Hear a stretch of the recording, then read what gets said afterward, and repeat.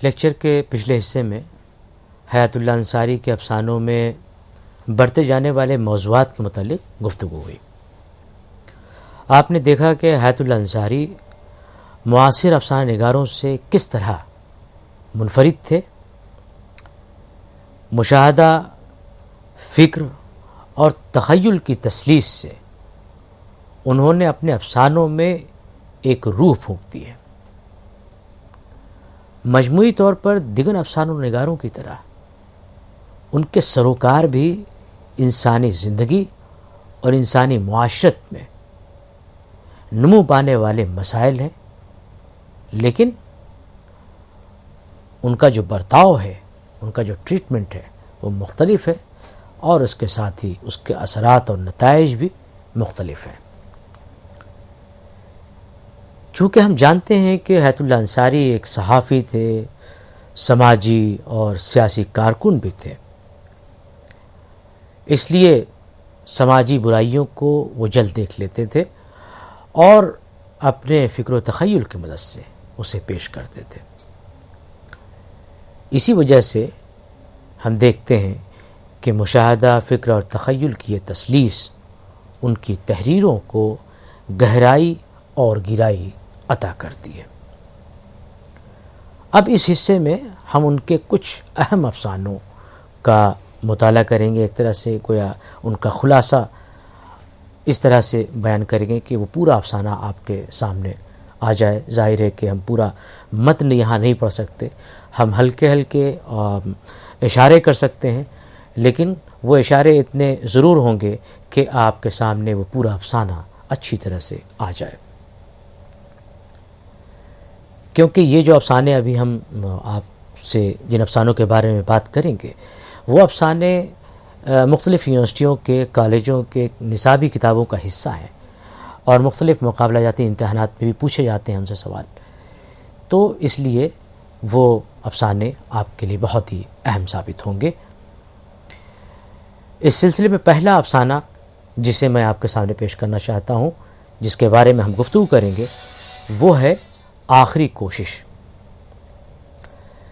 حیات اللہ انصاری کا یہ اچھا افسانہ تو ہے ہی، بلکہ اردو افسانے کے بہترین افسانوں میں اس کا شمار ہوتا ہے۔ یہ افسانہ ایک غریب خاندان کی گھریلو زندگی کی کشمکش، غربت اور بھوک کی صورتحال کو پیش کرتا ہے۔ زندگی کے مختلف رنگ یکے بعد دیگرے سامنے آتے ہیں اس میں۔ کہانی کا جو مرکزی کردار ہے گھسیٹے اور اس کی ماں اور گھسیٹے، یہ دو مرکزی کردار ہیں۔ کہانی میں غربت ہے، بوڑھی ماں معذور ہے، جتنا اسے دیا جاتا ہے وہ کھا لیتی ہے، اور پھر وہ باپ باپ کر کے مانگنے لگ جاتی ہے۔ باپ باپ یہ صرف کہنے کی بات ہے، بیسیکلی یہ ہے کہ یہ اپنے آپ میں ایک معنی ہے، بے معنی چیز ہوتے ہوئے بھی، اور اس میں معنی کی اتنی پرتیں ہیں جس کی مختلف تشریح کی جا سکتی ہیں۔ ایسے الفاظ فکشن میں جب استعمال ہوتے ہیں تو اس میں تہداری پیدا ہو جاتی ہے، اور یہ اس طرح کے الفاظ انسانی زندگی کی جو لایانیت ہے، جو صورتحال کی لایانیت ہے، اسے بھی واضح کرتی ہے، اسے بھی ہمارے سامنے لاتی ہے، جس سے زندگی کا الہمیہ ایک طرح سے ابھرتا ہے۔ گھسیٹے اور اس کی ماں کا بھوک سے ہمیشہ بے حال رہنا اور پاس جانے پر منہ سے باپ باپ کی آواز نکالنا ہندوستان کی غربت کی ایسی تصویر پیش کرتا ہے جس کے بیان کے لیے ہزاروں صفحات چاہیے۔ بڑھیا کسی کی آواز نہیں سنتی۔ حیات اللہ انصاری کے الفاظ میں اب اس جو بوڑھی ماں ہے گھسیٹے کی، اس کی تصویر ہے حیات اللہ انصاری کی زبان میں، دیکھیں کوٹ: چیتھڑوں کے انبار میں دف ایک انسانی پنجر پڑا تھا، جس پر مرجھائی ہوئی بدرنگ گندی کھال ڈھیلے کپڑوں کی طرح جھول رہی تھی، انکوٹ۔ اس کی پوری شخصیت کو اس مختصر سے جملے میں اس کی مختلف جزیات کے ساتھ جس طرح سے حیات اللہ انصاری نے پیش کیا ہے، ہمارے سامنے ایک مجسم چیز نظر آتی ہے۔ گھسیٹے گھر کی مفلسی دور کرنے کے لیے ایک آخری کوشش کرتا ہے. ایک دن گھسیٹے اور اس کا چھوٹا بھائی فقیرہ اپنی ماں کو بانس سے بنی ایک ڈولی میں بٹھا کر شہر لے جاتے ہیں اور جامع مسجد کے باہر جہاں پہلے سے ہی فقیروں کا ہجوم ہے، جمگھٹا لگا ہوا ہے، وہاں وہ ڈولی رکھ دیتے ہیں. اب وہاں جو منظر ہے اور جس کا میں ابھی ذکر کر رہا تھا، جس کا میں نے ذکر پہلے بھی کیا کہ علی سردار جعفری نے ان کے ہاں جو جزیات نگاری ہے، ان کے ہاں جو مقامی رنگ ہے ان کے افسانوں میں، اور جو ستھری ہوئی زبان ہے اس کا جو ذکر کرتے ہوئے تعریف کرتے ہیں ان کے افسانوں کی، اس میں سے ایک چیز یعنی کہ جو جزیات نگاری ہے، جو منظر کشی ہے، اس میں جو جزیات پیش کی گئی ہیں وہ دیکھیے کہ جامع مسجد کے پاس گھسیٹا اور فقیرہ اپنی ماں کو لے کر کے آتے ہیں. اب یہ منظر میں پڑھ کے سناتا ہوں آپ کو. کوٹ: دونوں ڈولی لے کر مسجد کے سامنے آئے. خدا کے گھر کے سامنے انسانی کوڑے کا ڈھیر لگا تھا. کٹی انگلیاں اور بہتی ناک والے کوڑھی منمنا کر ڈراؤنی آواز میں بولنے لگے. بولنے والی آتش کی بوڑھیاں، چندے چپرے بچے جن کے ہاتھ پاؤں سوکھے اور پیٹ بڑھے ہوئے تھے، جو نہ جانے کیوں مسلسل ریں ریں کر رہے تھے. پھیکے بے حیا دیدوں والی جوان عورتیں جن کے سر پر جوڑوں کا جنگل اور بدن پر میل کے کہگل.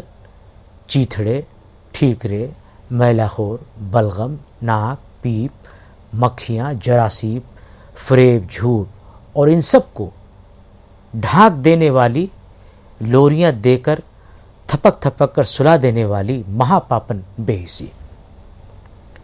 اس سمندر میں گھسیٹے اور فقیرہ نے بھی ماں کی ڈولی لے کر غوطہ مارا. دیکھتے ہی دیکھتے بڑھیا پر نگاہ پڑ جاتی تھی. بڑھیا کے سامنے پیسوں کی بارش ہونے لگی. انکوٹ. پیسوں کو دیکھ کر گھسیٹا اور فقیرہ میں مفادات کا ٹکراؤ شروع ہو جاتا ہے. کلیش آف انٹرسٹ جسے ہم کہتے ہیں. پھر اس مٹ بھیڑ میں گھسیٹے کے ہاتھوں فقیرہ کی موت ہو جاتی ہے. ماں بھی گزر جاتی ہے. کہانی کا انجام انتہائی دردناک اور فنی اہتمامات سے لبریز ہے.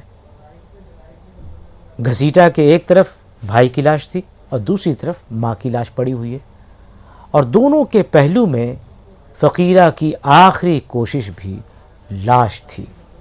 جب تک ماں زندہ تھی بھیک کا ٹھیکرا تھی، مگر مر کر وہ اس کے دل میں سچ مچ ماں بن گئی تھی. یہ وہی ماں تھی جو اس کے ہر دکھ کے لیے بیتاب ہو جاتی تھی، اس کی ہر خوشی پر اپنی خوشی قربان کر دیتی تھی. فقیرہ بھی آخر بھائی تھا، زندگی کا سہارا. انکوٹ. یہ تھوڑی جو تفصیل، یہ تھوڑے جو اقتباسات میں نے آپ کو پڑھ کر کے سنائے، یہ محض اس لیے تھے کہ آپ حیات اللہ انصاری کی جزیات نگاری پر جو ان کی قدرت ہے اس قدرت کو سمجھ سکیں. محض اس مختصر سی تفصیل سے آپ اس آخری کوشش کے اندر جو باتیں رکھی گئی ہیں، جو غربت کی داستان بیان کی گئی ہے، انہوں نے سماج کی اس حقیقت کو بے نقاب جو کیا ہے کہ جہاں مفلسی اور معاشی بدحالی انسان کو غیر انسان بنا دیتی ہے، غربت میں انسان خود غرض اور حرص و ہوس کا ایسا شکار ہوتا ہے کہ نہ رشتے ناتے کا پا سکتا ہے اور نہ ہی خود کی شناخت کر پاتا ہے. یہاں تک کہ بیٹے ماں کو کمائی کا ذریعہ خیال کرتے ہیں. حیات اللہ انصاری کی نظر معاشی بدحالی کے حالات سے متاثر ہونے والے افراد پر تھی جسے انہوں نے کامیابی سے پیش کیا ہے. اور یہ ہر کوئی نہیں کر سکتا، یہ صرف وہی کر سکتا ہے جسے انسانی زندگی سے محبت ہو. گھر کی معاشی تنگحالی سے اوب کر گھر سے بھاگ کر کلکتہ جانے والا 25 سال کا نوجوان گھسیٹا، اس کی بوڑھی ماں اور اس کے بھائی فقیرہ نے بھوک کی کیفیت کو، بھوک جو تصور ہے اس کو الگ انداز میں پیش کیا، علیحدہ انداز میں. کہیں آپ دیکھیں تو یہ بھوک ہماری جو ان لمیٹڈ جو خواہشات ہیں، اللہ محدود خواہشات ہیں، اور بے نام آرزو ہیں، اس کی بھوک ہے. کہیں یہ سب کچھ پا لینے کی ہوس اور تمنا کی بھوک ہے، اور کہیں بظاہر دیکھیے تو یہ ایک عام انسان کے پیٹ کا دوزخ بھرنے کی ایک عام سی بھوک ہے جسے انہوں نے بہت فطری انداز میں پیش کیا ہے. دوسرا افسانہ جسے میں خاص طور پر یہاں آپ سے جس کے سلسلے میں بات کرنا چاہتا ہوں وہ ہے بھرے بازار میں. یہ بہت اہم افسانہ ہے. اردو اکیڈمی دہلی سے پروفیسر قمر رئیس صاحب کا جو مرتب کردہ اردو کے نمائندہ افسانے شائع ہوا تھا اس میں بھی یہ شامل ہے. بہت اہم افسانہ ہے، اردو کے نمائندہ افسانوں میں سے ایک افسانہ ہے. آپ جانتے ہیں کہ اردو افسانے میں عورتوں کے مسائل پر گفتگو ہوتی رہتی ہے. تانیسی تحریک میں نسائی حیثیت کا بیان بھی ہم سن چکے ہیں.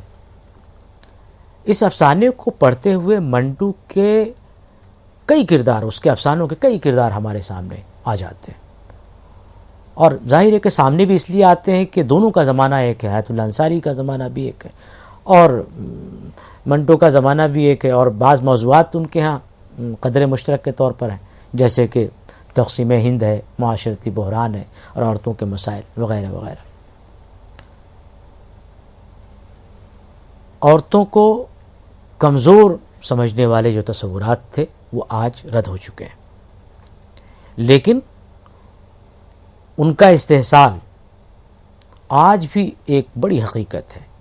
اور وہ استحصال ایسا نہیں کہ صرف ہندوستان میں ہے بلکہ پوری دنیا میں ان کا استحصال ہو رہا ہے، جبکہ ان کو کمزور سمجھنے کی جو تصورات ہیں وہ رد ہو چکے ہیں. اس کے باوجود استحصال بہت بے شرمی سے استحصال ہو رہا ہے. بھرے بازار جو افسانہ ہے، بھرے بازار میں اس کی جو ابتدا ہے، ابتدا سے جو تاثر ابھرتا ہے اس میں مفلسی، گندگی، بھوک اور بیماری کا ایک مجموعی تاثر ابھرتا ہے. اس تاثر سے مرکزی اور ضمنی کرداروں کا مزاج ہمارے سامنے آ جاتا ہے. عورت پیدائشی طور پر طوائف نہیں ہوتی، اسے طوائف بننے سے پہلے کے جو حالات ہیں اور جو محرکات ہیں ان کا بہت اہم رول ہوتا ہے. یہ بھرے بازار کی جو کہانی ہے، جو افسانہ ہے، عورت کی اس صورتحال کو بتاتی ہے جس میں ایک پہلو دو مختلف زاویے اختیار کر لیتا ہے. ایک کو ہمارا سماج فحاشی کا نام دے دیتا ہے اور دوسرے کو بے بسی، ضرورت کا نام دے دیتی ہے. انسان پیٹ کا غلام ہے. پیٹ کی بھوک مٹتی ہے تو دوسری بھوک لگ جاتی ہے اور ایک کے بعد ایک سلسلہ قائم ہو جاتا ہے. رکھی افسانے کا مرکزی کردار ہے جس کی ذات مفلسی، بے بسی اور سماجی جبر کا شکار ہے. وہ طوائف ہے اور جیسے تیسے اپنی زندگی بسر کرتی ہے. جب سے وہ بیماری سے اٹھی ہے تب سے اس نے نہایا نہیں ہے. وہ میل اور کھجلی سے پریشان ہو کر کارپوریشن کے مختلف نلوں پر جاتی ہے، لیکن وہاں جو پہلے سے عورتیں موجود ہیں اسے ملچ اور مرد مستانی کہہ کر کے بھگا دیتی ہے. اس موقع پر جب آپ افسانہ پڑھیں گے تو اندازہ ہوگا کہ اس موقع پر اس کے منہ سے بہت ہی تلخ اور ترش جملے نکلتے ہیں جو ہمیں دعوت فکر دیتے ہیں. وہ کہتی ہے کوٹ، یہی غیرت مند لوگ جب زنانے گھاٹ پر عورتیں نہاتی ہوں آ کر وہاں باندھ کر بیٹھتے ہیں اور خوب گھورتے ہیں، اس وقت انہیں غیرت نہیں آتی، وہ جذباتی ہو جاتی ہے. ایک پارک کے بیچ میں بنے تال میں جس کے گرد سفید پوشوں کا مجمع تھا وہاں کود پڑتی ہے اور جی بھر کر نہانا شروع کر دیتی ہے. اسے تال سے نکالنے کی ہر ممکن کوشش کی جاتی ہے لیکن وہ کسی کی پرواہ نہیں کرتی، یہاں تک کہ رکھی اپنے اوپر یہ نرغہ دیکھ کر کے جب لوگ چاروں طرف سے ٹوٹ کر کے اسے نکالنے کی کوشش کرتے ہیں، شور و غوغا کرتے ہیں، ہنگامہ کرتے ہیں، تو وہ جب یہ نرغہ دیکھتی ہے اپنی طرف بڑھتا ہوا، لوگ دھاوا بول رہے ہیں، تو گھٹنوں پانی میں وہ چلی جاتی ہے یہاں تک، اور وہاں سینہ تان کے کھڑی ہو جاتی ہے.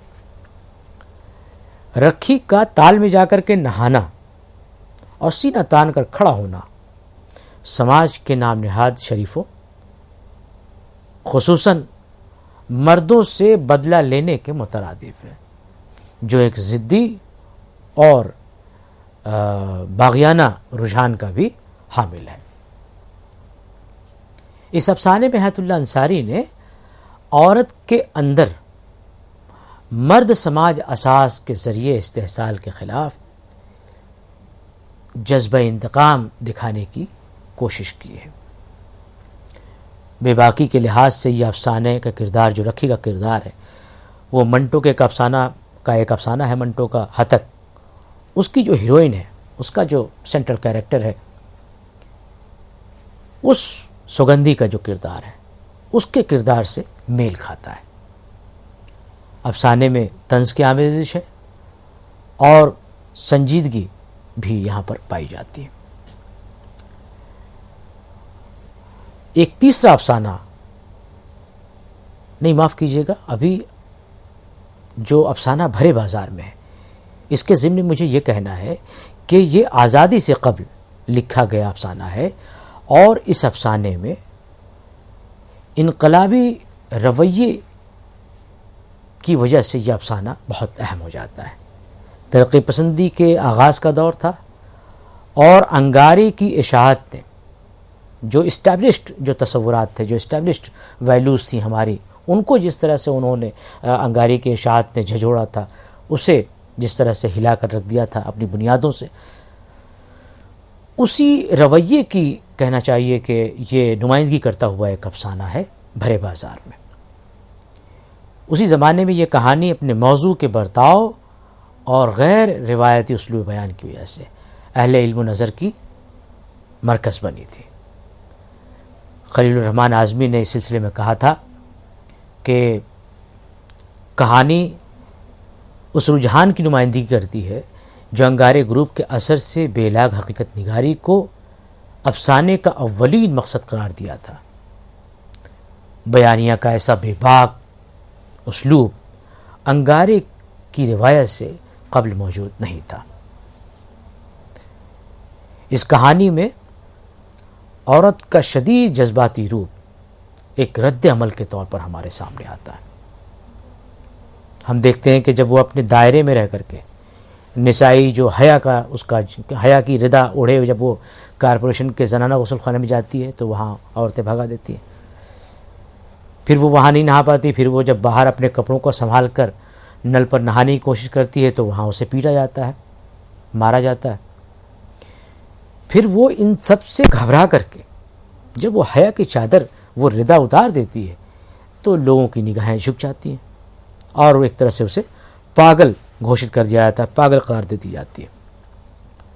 تو نام نہاد شرفا اس کے شدید رد عمل سے سہم جاتے ہیں۔ اس نے اپنا لباس اتار کر کھوکھلے سماج کو عریاں کر دیا ہے۔ قاری کے لیے یہ عریانیت فکر کا تازیانہ ہے۔ آخری کوشش بھرے بازار میں اب اس سلسلے کی تیسرا افسانہ ہے انوکھی مصیبت۔ بڑا فنکار وہی ہوتا ہے جس کے ہاں معمولی باتوں میں افسانے نکل جاتے ہیں، یعنی معمولی باتوں کو اس طرح سے پیش کرنا کہ اس میں غیر معمولی بات پیدا ہو جائے، ایک ایسی لطف کی بات پیدا ہو جائے، دلچسپی کی بات پیدا ہو جائے کہ اسے قاری پڑھے اور اس کے ذہن و دماغ پر ایک تاثر قائم ہو جائے۔ انوکھی مصیبت جو افسانہ ہے حیات اللہ انصاری کا، اسی کی نمائندگی کرتا ہوا افسانہ ہے، جس میں ایک بہت ہی عام سی چیز کو، ایک عام واقعے کو اس طرح سے بنا کر پیش کیا گیا ہے جس سے یہ پتہ چلتا ہے کہ اگر انسان زندگی سے متعلق چھوٹی چھوٹی باتوں پر غور و فکر کی عادت بنا لے تو اس سے بڑے بڑے نتائج حل ہو سکتے ہیں، بڑی بڑی چیزیں حل ہو سکتی ہیں۔ رفع حاجت ایک معمولی قسم کا مسئلہ ہے، لیکن کبھی کبھی یہ مسئلہ بڑا اہم بن جاتا ہے۔ انوکھی مصیبت کا جو کردار ہے افسانے کا احمد موسیٰ، وہ ایک ضلع کریکٹر ہے۔ جب اسے اچانک رفع حاجت کی ضرورت محسوس ہوتی ہے اور تلاش بسیار کے بعد اس کی ضرورت پوری نہیں ہوتی تو اس کی زبان سے، اس کے منہ سے بہت دلدوز چیخیں نکلتی ہیں، آوازیں نکلتی ہیں۔ وہ اپنے شوفر سے کہتا ہے کوٹ میاں ایک دفعہ اور کوشش کر کے دیکھو، خدا بڑا مسبب الاسباب ہے، اب کسی غریب مسلمان بھائی کو تلاش کرو اور اس کو یہ 5 روپے کا نوٹ دے کر معاملہ طے کر دو، مگر برائے خدا یہ نہ کہہ دینا کہ میں کلیکٹر ہوں اور یہ رسوائی، کہاں جاؤں، ہائے کیا مٹی پلید ہوئی، کہاں میں اور کہاں یہ حال انکوٹ۔ اب اچانک رفع حاجت کی ضرورت پڑ جانے پر جب کوئی مناسب جگہ نہ ملے تو ظاہر ہے کہ یہ تو اوسان خطا ہو جاتے ہیں آدمی کے، بہت دقت ہوتی ہے۔ تو یہ ایک بہت کہنا چاہیے کہ بڑی حقیقت ہونے کے باوجود ایک چھوٹی چیز جسے ہم سمجھتے ہیں، لیکن اس کو افسانوی شکل میں ڈھالنا، واقعات کو اس ترتیب سے سجانا کہ پڑھنے والے پر اس کا ایک اثر قائم ہو جائے، یہ بڑے فنکار کی بات ہوتی ہے، یہ اسی کے حصے کی چیز ہوتی ہے۔ تقسیم وطن کے بعد فرقہ وارانہ فسادات ہوئے، اس موضوع پر اردو افسانے، بہت سارے افسانے لکھے گئے۔ حیات اللہ انصاری کے بھی 2 افسانے بہت مشہور ہیں اس سلسلے میں، ایک ان کا افسانہ شکر گزار آنکھیں ہے اور دوسرا افسانہ ہے ماں بیٹا۔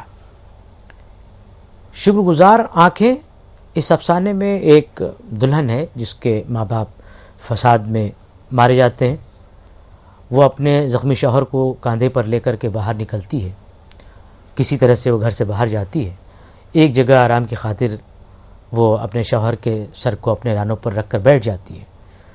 اچانک وہاں فسادی آ جاتے ہیں، بلوائی آ جاتے ہیں، تو اب اسے وہ معلوم ہے کہ اس کی عصمت اور جان کی باری ہے، تو وہ ان فسادیوں سے اپنے شوہر کی آنکھوں کے سامنے ہی قتل کر دینے کو کہتی ہے کہ مجھے قتل کر دیں۔ قتل ہونے کے بعد شکر گزاری کے احساس سے اس کی آنکھیں سرشار ہیں، یہ کہانی کا سب سے اہم حصہ ہے، اور افسانے کی وہ نفسیاتی گرہ ہے جو قاری کو ایک گہرا تاثر دیتی ہے۔ قاتل جس امر کی توقع کر رہا تھا، یعنی خوف و ہراس دیکھنا چاہتا تھا اس کی آنکھوں میں، برخلاف اس کے وہ اس کی آنکھوں میں کیا دیکھتا ہے؟ شکر گزاری کا عمل دیکھتا ہے، اور اسی دم نفسیاتی طور پر اسے وہ مردہ بنا دیتی ہے۔ دوسرا افسانہ جس کا میں نے ذکر کیا، ماں بیٹا، بھی فساد سے متعلق ایک درد انگیز افسانہ ہے۔ رامو ایک شیرخوار بچہ ہے جو افسانے میں جو فساد میں زخمی ہو گیا ہے، اس کے والد فساد میں مارے جا چکے ہیں، دوسری طرف ایک مسلم خاتون مومنہ ہے جو ظلم و زیادتی کا شکار ہوئی ہے، اس کے باوجود وہ زخمی رامو کی بے چینی کو جب سنتی ہے تو اسے رامو سے ہمدردی ہو جاتی ہے اور اس کو اپنا بچہ بنا لیتی ہے۔ ظاہر ہے کہ یہ عمل اس بات کا اشارہ ہے کہ حالات چاہے جیسے بھی ہوں، خراب حالات کے باوجود لوگوں کے اندر جو سب سے بڑی چیز زندہ رہتی ہے وہ ہے انسانیت، ہیومینٹی ہے جو سب سے کسی بھی حالت میں اخیر وقت میں بھی کبھی اس کے انسان کے اندر کا جو جانور ہے وہ جاگ جاتا ہے، لیکن الٹیمیٹلی جب آپ دیکھیں گے کہ جب وہ اپنی ضمیر کی عدالت میں بیٹھتا ہے تو اسے یہ معلوم ہوتا ہے کہ وہ شرمندہ ہوتا ہے، وہ پشیماں ہوتا ہے۔ اور اسی وجہ سے آپ دیکھیں کہ رامو کو، مومنہ ایک ہندو بچے کو، وہ اس کا دکھ سن کر کے اسے اپنا بچہ بنا لیتی ہے۔ غرض حیات اللہ انصاری کے افسانوں میں ہمیں انسانوں کے بنیادی سروکار ملتے ہیں۔